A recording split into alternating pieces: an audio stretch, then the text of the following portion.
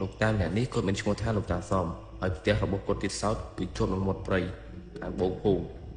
សប្តាហ៍ថ្ងៃគាត់គឺជាវរៈពូម៉ាយម្នាក់ដែលប្រពន្ធរបស់គាត់គឺបានស្លាប់ចោលគាត់អស់រយៈពេលជាច្រើនខែមកហើយចាប់ពីថ្ងៃដែលប្រពន្ធរបស់គាត់បានស្លាប់ចោលគាត់ទៅគាត់មិនសូវចេញក្រៅមកប្រស័យជាមួយបងប្អូននៅខាងក្រៅទៀតទេលោកតាសំគាត់ក៏ចេះមុនវិជាខាងអាគមអូមអាមជាច្រើនផងដែរ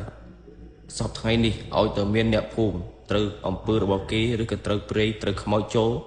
លោកតាសំគាត់តែងតែជួយដោះទុកធារៈឲ្យបងប្អូនអ្នកភូមិ